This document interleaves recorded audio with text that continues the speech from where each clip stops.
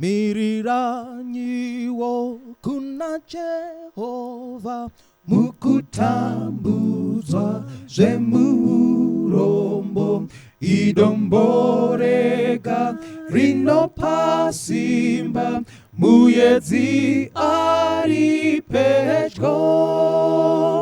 Miranyi padombo simbiranyi apo dombo ndi Kristu ega. Kutitakurira tichazomira nechita chichaponeswa. Miriranyi mwese kururama moyo ushinge nerudawiro idomborega rinokurira zvitema zvepasipo. Miranyi padombo simbiranyi apo dombo ndi Kristu ega kutitakurira tichazomira nechita chichaponeswa. Miriranyi mwese muidiro kana ranono karichakura idomborega rinotipawo kuzorora kudenga. Miranyi padombo simbiranyi apo dombo ndi Kristu ega. Kutitakurira tichazomira nechita chichaponeswa. Preso mukatenze hakutu ewe nendo one mona iwe henda sangana moyezi iwe mera segamba utari semani o iwe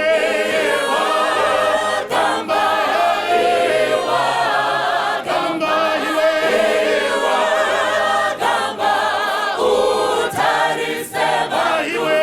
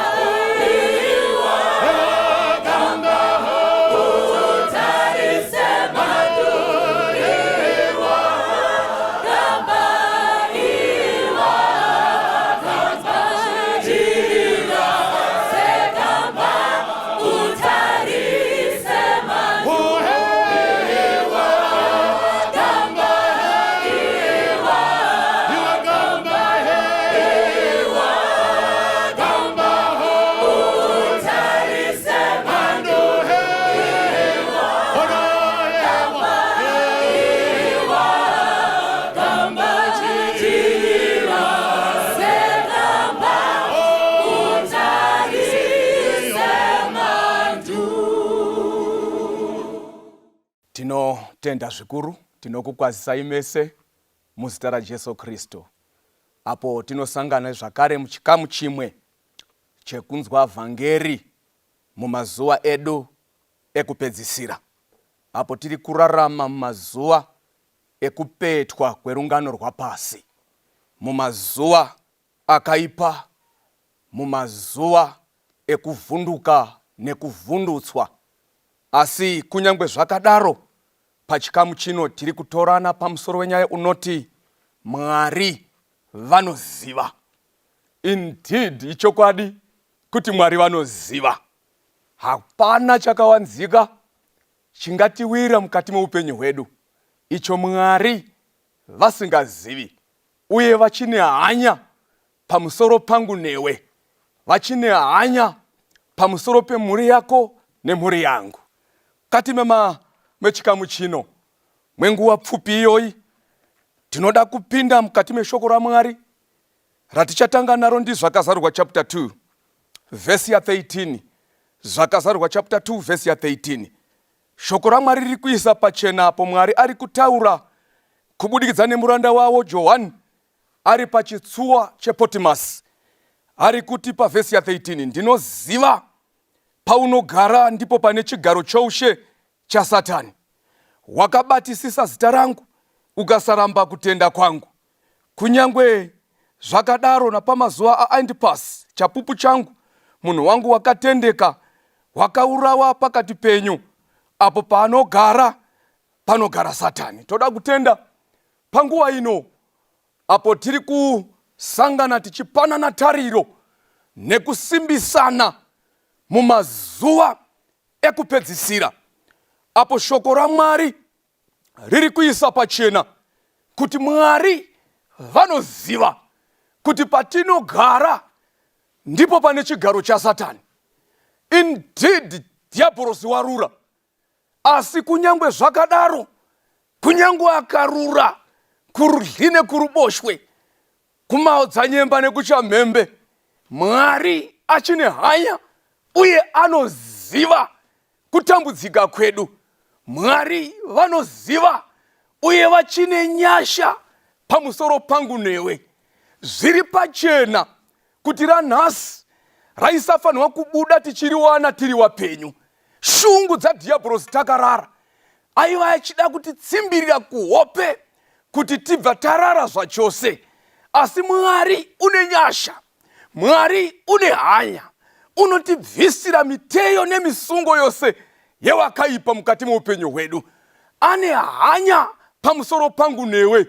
Zviri pachena zuro riya kuti pataifamba nzendo ndefu, tsaona dzakatiwira, tsaona dzatakasangana nadzo, muwengi wanga asunga miteyo yake kuti tibva tatsakatika nekuparadzwa pakarepo. Asi Mwari ngaongwe nenyasha dzake, achine hanya pamusoro pangu newe, achine hanya pamusoro pemhuri yako neyangu, achine hanya pamusoro pasekuru wako naambuya wangu, achine hanya. Why aine hanya?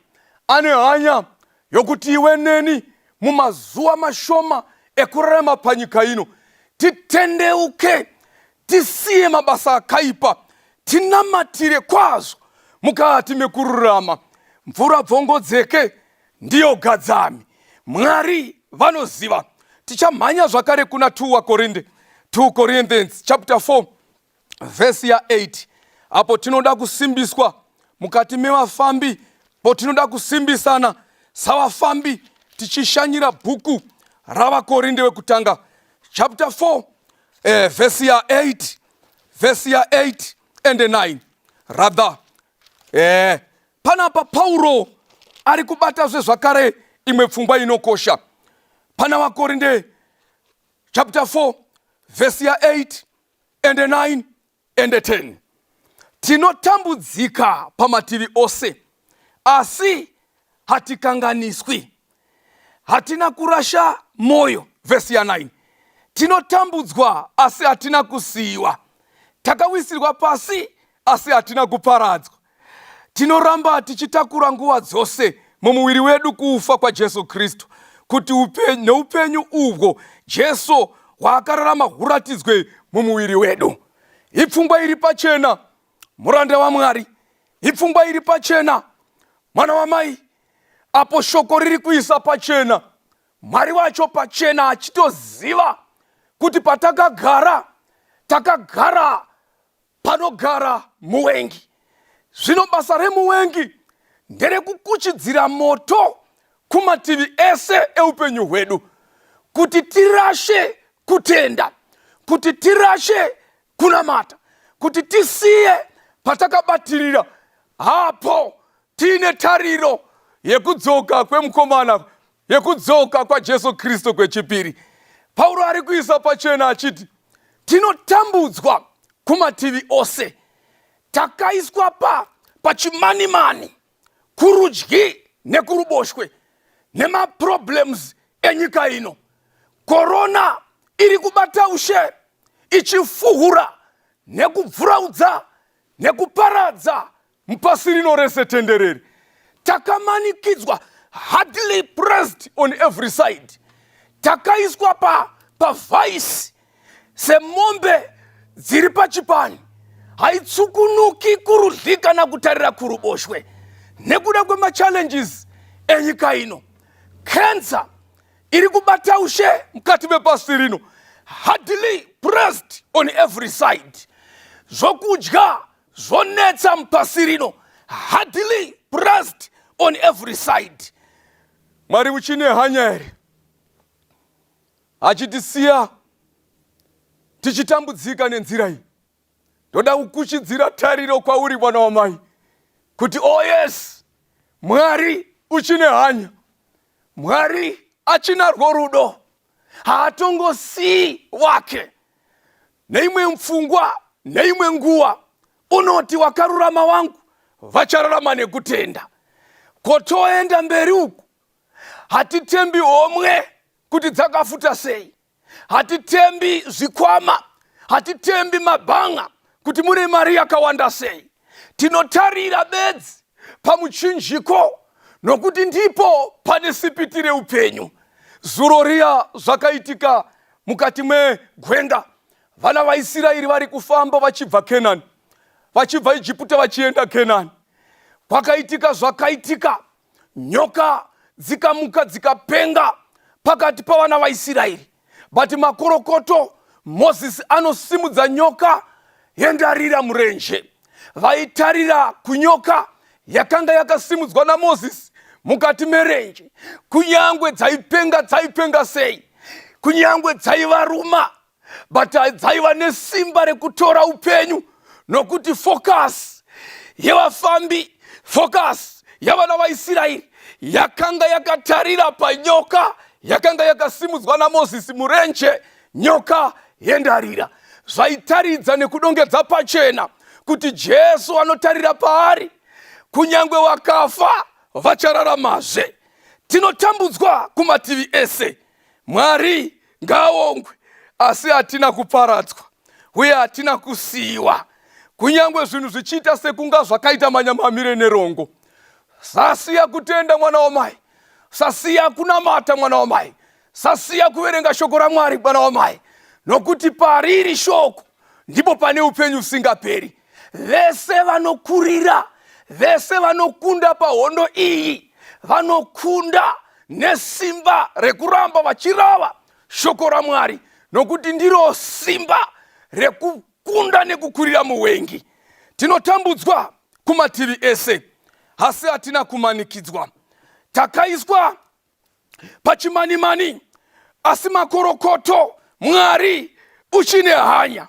Tikaenda kuna Jeremiah chapter 29 verse ya 11, Jeremiah achipa tariro kuvana vaIsraeri, anoisa pachena Mwari achitaura achiti, ndinoziva ndangariro dzandinadzo pamusoro peupenyu hwako, pamusoro pemumwe nemumwe. Hazvina basa kuti uri kupi mwana wamai, Mwari wane ndangariro pamusoro peupenyu hwako. Mwari wane hanya pamusoro peupenyu hwako. Mwari vanoziva pamusoro peupenyu hwako. Sazvidya moyo kana kurasha kutenda, hazvina basa kuti uri kunyika ipi. Batirira pakutenda, Mwari vane hanya. Jeremia ari kuchidzira tariro nekutenda kuvana vaIsraeri, apo ari kuisa pfungwa iyi kuti Mwari wane plani, Mwari wane zano pamusoro peupenyu hwako. God has a plan. God has a plan for you. Plani ya Mwari paupenyu hwako haiziye kuti ugumire muna First Street. Plani ya Mwari paupenyu huno haiziye kuti ugumire muJoburg Mauri. Plani ya Mwari pamusoro peupenyu huno haiziye kuti ugumire mu Birmingham Mauri kurara Mauri. Plani ya Mwari pamusoro peupenyu huno haiziye kuti ugumire mu America, mu Michigan, mu Hollywood. Plani nezano ra Mwari nerekuti apo vatsvene pavachadaidzwa on that great day, kana wararama kuda kwaMwari, roll call peichadaidzwa, apo vatsvene wachizopinda mukati memazambara, newe ugone kukwana pakati pechita chichaponeswa. Mwari ari kuti ndine zano pamusoro peupenyu huno, pamusoro peupenyu hwako. Zano raainaro nderei? Zano raMwari pamusoro pako nderekuti vaponeswe pavachaponeswa, newe ugonewo kuponeseka. Chirarama uchiziva kuti Mwari vanoziva, uye Mwari vane zano, uye Mwari vane hanya pamusoro pako mudikani. Zvinoratidza sekunga zvinhu zvaita manyamamire nerongo. Hongu makuwa akomba churu, hongu urwere hwabata ushe muupenyu, hongu muri shirikadzi amai, hongu uri nherera mwana wamai. But Mwari ari kuisa pachena kuti ndinoziva ndangariro dzandinadzo pamusoro peupenyu hwako. Waroma chapter 8 verse ya 18 ipfungwa imwe inokosha yatoda kushanyira pana Waroma chapter 8 verse ya 18. Paulo ari kusimbisa vafambi, ari kuisa pachena achiti, nokuti ndinoziva kuti matambudziko enguva ino haana kufanirwa kuenzaniswa nokubwinya kuchazoratidzwa kwatiri. Zviri pachena mwana wamai wangu kuti kutambudzika panyika ino tinotambudzika. Zviri pachena mwana wamai wangu kuti kufirwa panyika ino tinofirwa. But handipo panoperera tariro. Matambudziko enguva ino haana kufanirwa kuenzaniswa nekubwinya uko kwatichazoratidzwa, uko kwatichazopiwa. Chii chiri kunetsa mwana wamai wangu? Warambwa here mudikani? Newo waidisawe pamoyo. Chii chiri kunetsa? Vana here wakutambudza mudikani? Chikoro here chanetsa? Mafizi here atambudza panyika ino? Mabhizinesi here asiri kufamba zvakanaka? Bhaibheri riri kuisa pachena kuti matambudziko enguva ino haana kufanira kuenzaniswa nekubwinya kuchazoratidzwa kwatiri. Tiwirira mutendi, shinga mutendi, it won't belong. Jesu anoziva, ari kuita mabasa makuru zuva rimwe nerimwe raanotipa pasi pezuva, kutigadzira chimiro chedu, kutigadzira moyo yedu, kutigadzira kuti tifanane naye, kuti paanozoonekwa tive takafanana naye. Saka Paulo anoisa zvakare pachena pana chapter 8 yavaroma iyoyo verse ya 35. Waroma chapter 8 iyoyo verse ya 35 ari kuisa nekulista matambudziko anotiwira panyika ino angaita kuti tikanganwe kuti Mwari achiri kundiziva here. Verse ya 35 iri kuisa pachena, ndianiko uchatiparadzanisa norudo rwaKristu Jesu? Kutambudzika here? Hongu indeed panyika ino tinotambudzika. But Paul ari kudeclare achiti ndiani uchatiparadzanisa nerudo rwuri muna Kristu Jesu? Kungava kutambudzika here? Kutambudzika kwaiswa pasaidi kuti kunyangwe kukauya nemutoo upi, kunyangwe kukauya nenzira ipi, kunyangwe kukauya kuine simba rakaita sei pamusoro pangu newe, hakugoni kuva nesimba rekuti paradzanisa nerudo rwuri muna Kristu Jesu. Ari kuenderera mberi achiti inhamo here zvakare, nhamo here zvakare ingatiparadzanisa nerudo rwuri muna Kristu Jesu. Nhamo kana ikauya, youya nenzira yokokana neimwe kubva gokwe, yokokana neimwe kubva kuinyanga, yokokana neimwe kubva chimanimani, kuti inoduka nekurenga mumba mako. Kana nhamo dzikaunganidzana nekuridzirana muridzo, dzikaungana mumasuo ako mwana wamai, haigoni kukuparadzanisa nerudo rwuri muna Kristu Jesu. Nemhaka yei? Nemhaka yekuti Mwari arimo mukati mekutambudzika kwako. Saka nhamo haingagoni kutiparadzanisa nerudo rwuri muna Kristu Jesu. Ari kuenderera mberi achiti, chiiko chimwe chingatiparadzanisa nerudo rwuri muna Kristu Jesu? Kungava kuwengwa here? Hongu kuwengwa kana vanhu vakabatana kuti vakuwenge, vehama vakakusema, wakadyara ruwengo zvakadaro zvekuti hakuna kana nemumwe chete kana nebenzi ringada kukushanyira mukati memasuo ako, kana nenhunzi ingada kukushanyira mukati memasuo ako. Ruwengo rwadyarwa pakati peupenyu hwako, muwengi akuchidzira moto weruwengo mukati mevanhu, ukauya nenzira iyoyo, shoko raMwari riri kuisa pachena kuti harugoni kukuparadzanisa nerudo rwuri muna Kristu Jesu. Zvikanzi inzara here? Nzara kana ikauya, Bhaibheri riri kudhikleya nekuramba kuti haigoni kutiparadzanisa nerudo rwuri muna Kristu Jesu. Why? Nekuti Mwari vanoziva, vane plan, vane zano. Tikaramba takaisa kutenda kwedu, neimwe nguva po unoisa pachena, unoti ngatimhanye panhange mutange iyoyi.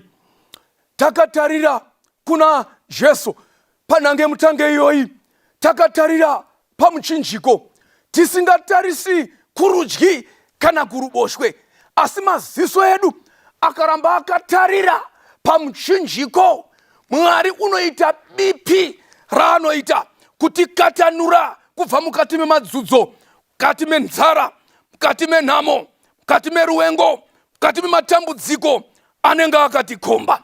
Iri kuenderera mberi ichiisa pachena kuti injodzi here ingagona kutiparadzanisa nerudo rwuri muna Kristu Jesu? Ungava munondo here ungagona kutiparadzanisa nerudo rwuri muna Kristu Jesu? Ndamhanya pavhesi ya 37 apo Pauro ari kudhikleya achiramba kuti kwete pazvinhu izvi zvose tiri vakundi nekupfuurisa naiye wakatida, nokuti ndinoziva kwazvo kuti kunyangwe kana upenyu kana rufu kana vatumwa kana vakuru kana zvazvino kana zvazvinouya kana masimba api naapi kana kwakakwirira kana kwakadzika kana chinhu chipi nechipi chakasikwa hachingagoni kutiparadzanisa norudo rwaMwari rwuri muna Kristu Jesu. Kati menguva ino tiri kuda kupanana tariro, mwana wamai wangu, kuti usatambudzika, usashupika nezvakakukomberedza. Ndezvenguva pfupi, matambudziko aya aripo kwenguva pfupi, ari kutesta kutenda kwako muna Ishe wako Jesu Kristu. Ramba wakabatirira. Mwari vanoziva, we are more than conquerors. Hatiri vakundi tiri toga, asi tikaramba tiri mukati meshoko raMwari, tikaramba tiri pamabvi, tikaramba tiine kutenda, zvinoitika zvinoitwa zvoga naMwari, nemhaka yekuti isu tazvipira, isu tazviisira moyo yedu, isu tazvishingisa kwazvo kuti ticharamba takabatirira pakutenda kuri muna Jesu Kristu. Wakorinde wechipiri yeye chapter 4 verse ya 16 iri kuisa zvakare pachena. Wakorinde chapter 4 verse ya 16 iri kuisa zvakare pachena. Wakorinde wechipiri chapter 4 verse ya 16 iri kuisa zvakare pachena kuti kunyangwe madzudzo nemhando dzose dzenhamo dzikauya, verse 16, hatineti, asi kunyangwe munhu wedu wokunze uchipera hawo, munhu wemukati unowandudzwa zuva rimwe nerimwe. Nokuti kutambudzika kwedu kwakareruka, kuripo chinguva chiduku, kunoitira kubwinya kukuru kwakaisvonaka kusingaperi, tisingatariri zvinoonekwa asi tichitarira zvisingaonekwi. Nokuti zvinoonekwa zvapfuura asi zvisingaonekwi zvinogara nekusingaperi. Pakutambudzika kwedu panyika ino, hatitambudziki takatarira matambudziko ari kutiwira nhasi, asi tinotarira mufaro uchazoratidzwa pakupedzisirapo chikugudzira chedenga, pachichazotsemura makore, chadeclare kuti enough is enough. Cancer pane paichadeclarewa nemuchinda wedenga kuti pawakabata pakwana, wakatambudza vana vangu nguva refu. Hatitariri zvinoonekwa. HIV and AIDS ichasvika nguva Mwari yaachadeclare kuti wakaparadza ukabata ushe zvakakwana. Ndinoziva, ndine zano randinaro kune vakafa vakabatirira pakutenda.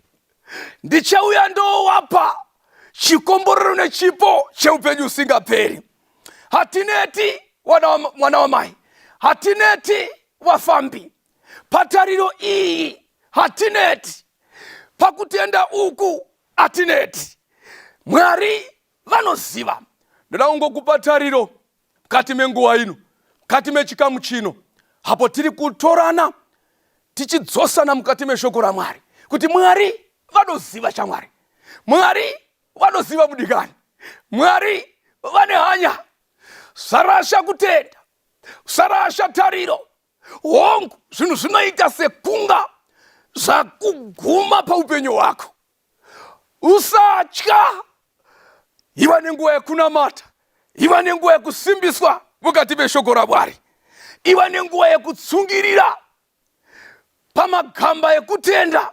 Uripo, you are one of them. Pamagamba ekutenda, mwana wamai wangu, uripo mudikani. Savunduka, usatya. Pana kana chinhu chingakuwira chaunofanira kuvhundutswa nacho, kana kutambudzika kupi na kupi kukauya nemutoo upi, sarasa dembe, sarasa kutenda. Saka zvakazarurwa chapter 14 verse ya 12, shoko raMwari riri kuisa pachena kuti ndipo pane kutsungirira kwavatsvene vanochengeta murayiro yaMwari nekutenda muna Jesu Kristu. Kutsungirira hatitsungiriri pasina machallenges, hatitsungiriri pasina matambudziko. Kutsungirirwa kunotsungirirwa mukuvhuvhuta kwemhepo huru mupasi rino.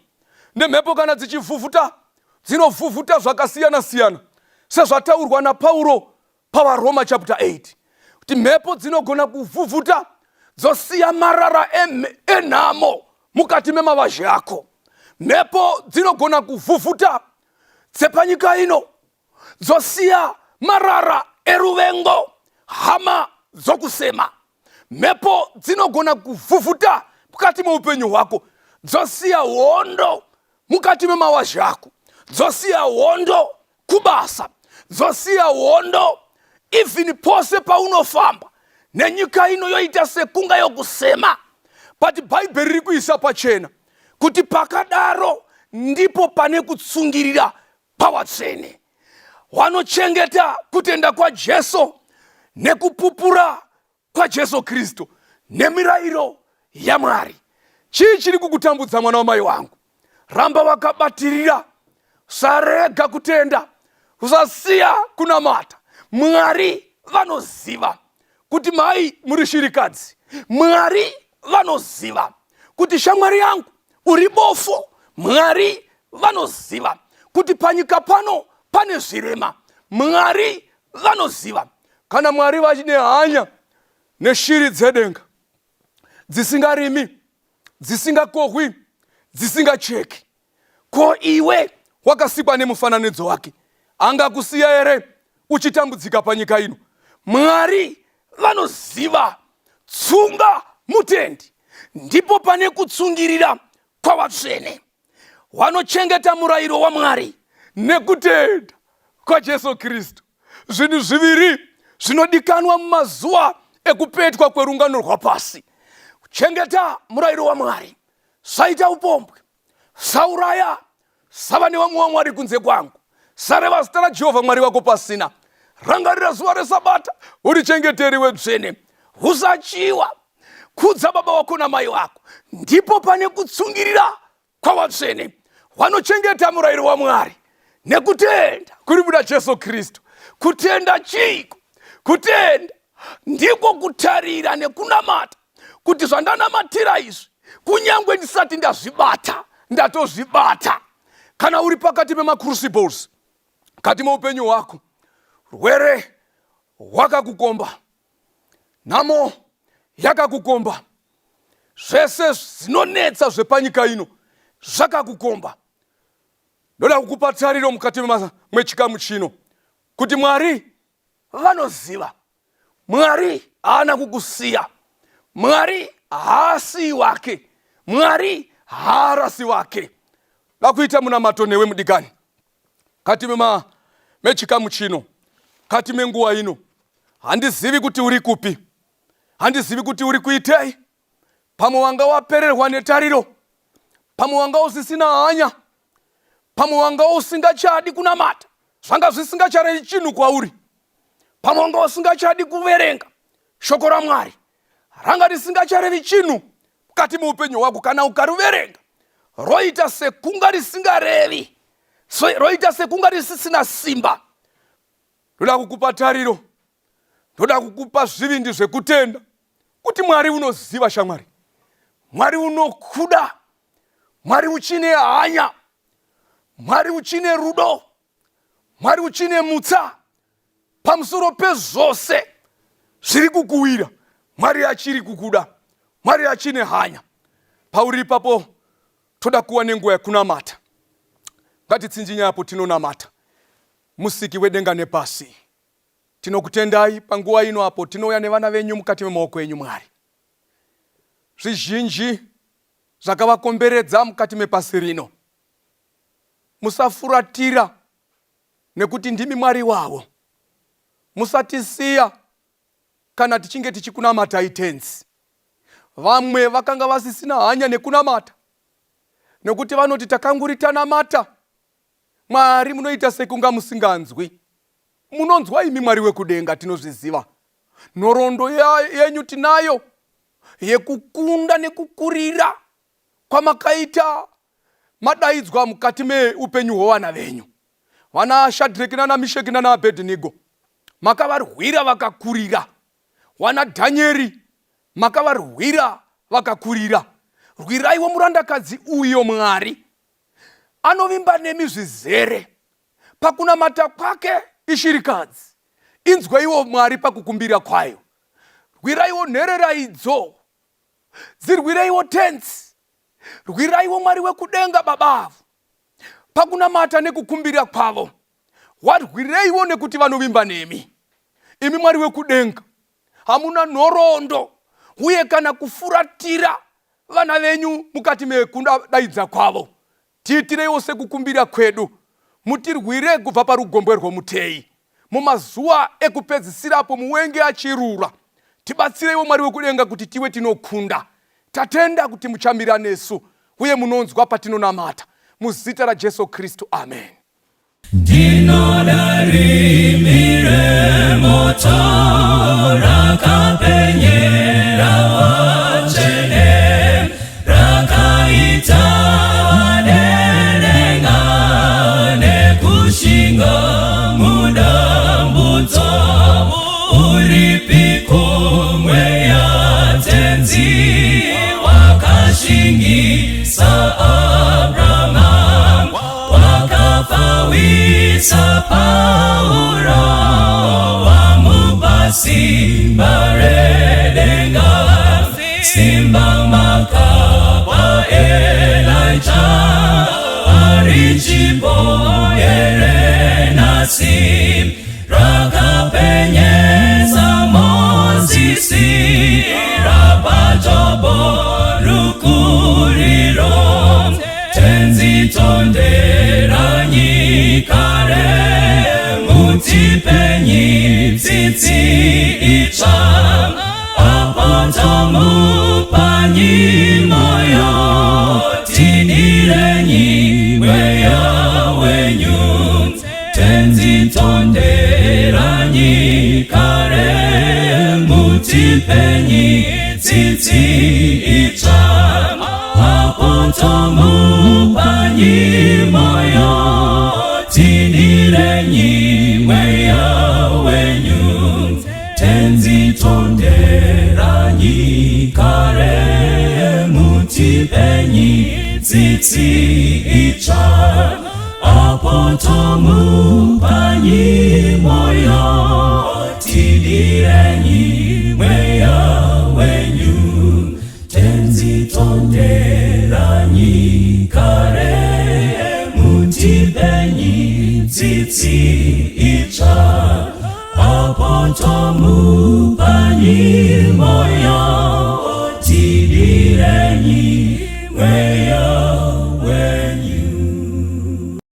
Vesevo vanozora uranye sokora kanaka murese pase koti vanuwe sengarizele uya unoda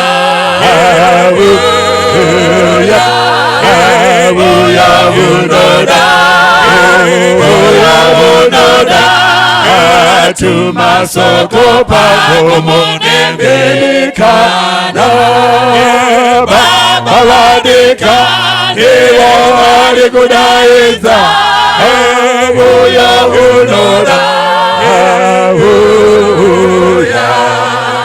uya unoda nasi uya pia pamusimu wazarurirwa Jesu ndiye nzira yehideko uya unoda uya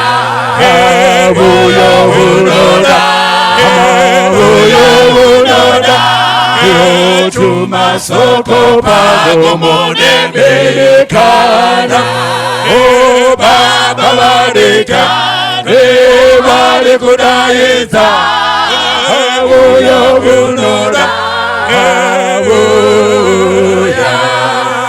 uya unoda nawe wilaide uya unoda tewirangeizwi uya unoda upenyu narini uya unoda uya unoda iwe tumasoko pakomonebelikana baba wadika iwo walikudaiza